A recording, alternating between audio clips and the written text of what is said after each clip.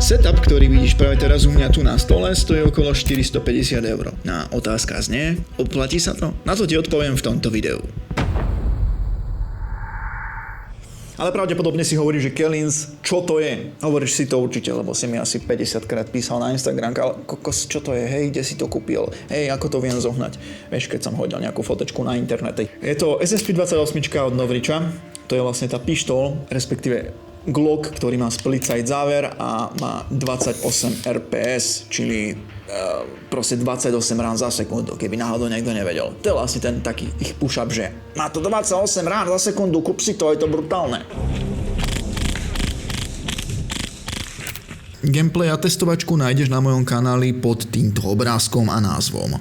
Áno, chápeme, je to super, je to prdel, na video to bola naozaj veľká zábava a obohatené kontentu, v poriadku. Ja na tom využívam iba semičko, pretože to úplne stačí, je to extrémne snappy, rýchle a responsívne, takže úplne, že dokonalosť. No a ja som vlastne na to teda capol tlmič, dal som si tam vlastne ten karabín kit, ktorý Novrič predáva na SSP-18 a Red Dot samozrejme, hej. A ako som spomínal, dokopy to vyjde takých 450 € cca, hej, plus vlastne nepočítam ešte zásobníky navyše, alebo ako ja som spravil, dal som si, alebo skôr som si kúpil túto HPA redukciu alebo HPA adapter, kde vlastne potom trčia dlhé MP5-kové zásobníky a hadica a vyzerá to hrozne, ale je to efektívne.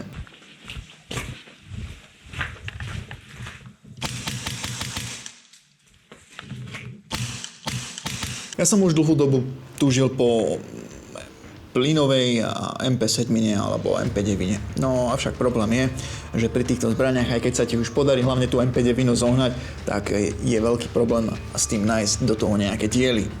Tak ma to vždycky nejakým spôsobom odradilo. Asi už 3-krát za ten čas som mal možnosť si kúpiť tú MP9, ale nešiel som do nej práve kvôli tomu. No, ale ja som vždycky proste chcel takéto malé SMGčko, ktoré budem využívať na CQB akcie a podobne. No a vzýšlo vlastne z toho to, že vlastne tento karabín kit využívam jak na CQB akcie, tak aj na OSB akcie, pretože má to naozaj veľmi pekný dostrel, dvíha to 40-ky a si s tým veľmi, ale veľmi mobilný a s tým, že to mám na HPAčku, tak sa mi neschladzujú zásobníky a streľba je krásna, konzistentná. A hlavne je to extrémne hlučné. Sleduj. Čo je ráchot? Akú výhodu k tomu ďalšiu môžem pripočítať je to, že vlastne priamo už na tom priamo už na karabín kite máte vlastne ten modul, ktorý môžete použiť na univerzálny Novrič holster, kto pozná, kto vie. Momentálne ho tu nemám, pretože som nechal všetky svoje airsoftové veci v aute, nech by som vám to ukázal, ale vie si to každý predstaviť. A chcem sa dostať k tomu, že viem to použiť veľmi efektívne ako záložku k snajperke, čo som si aj teraz vyskúšal. Momentálne testujem SSG 11, je to snajperka, ktorá čoskoro bude vonku od Novriča. Môžete sa tešiť na videjko, aby si videjko nezmeškal, tak pacný odber, lebo ani nebudeš vedieť, že som ho vydal a bude problém a budeš smutný.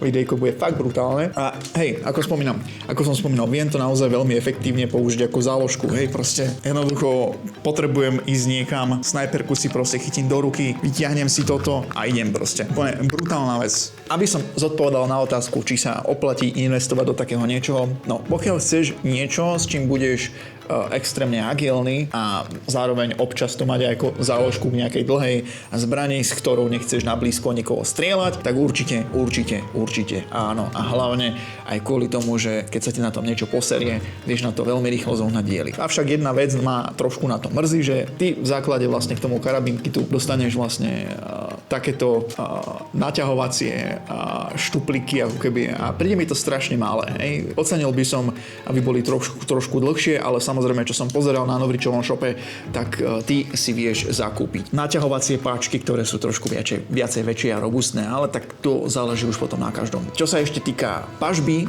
možno by si niekto povedal, že pažba bude asi veľmi taká labilná, ale poviem ti, že fakt je to veľmi pevné a naozaj veľmi dobre sa s tým manipuluje. Vidíš to? A veľmi jednoducho si viem takto prehadzovať rameno bez problémov. Je to naozaj veľmi agilné a zároveň pištol je veľmi presná.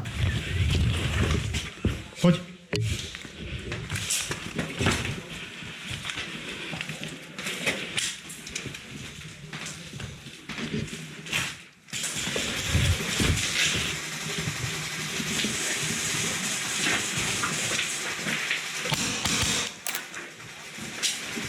Ešte by som možno ocenil, keby sa k tomu dala dokúpiť nejaká konverzia na predpažbie, že by si vedel ešte predpažbie predložiť, ale 3D tlač jedno s druhým, sám plánujem niečo také poriešiť. Dobre, vidíme sa pri ďalšom videu, zanechaj odber a pokiaľ, ak náhodou hráš Airsoft nejakú chvíľu a čuduješ sa, že nevieš nič trafiť a hráš ako lemra, tak čekuj toto video, ktoré ti vysvetlí, akým spôsobom máš pozerať do kolimátoru.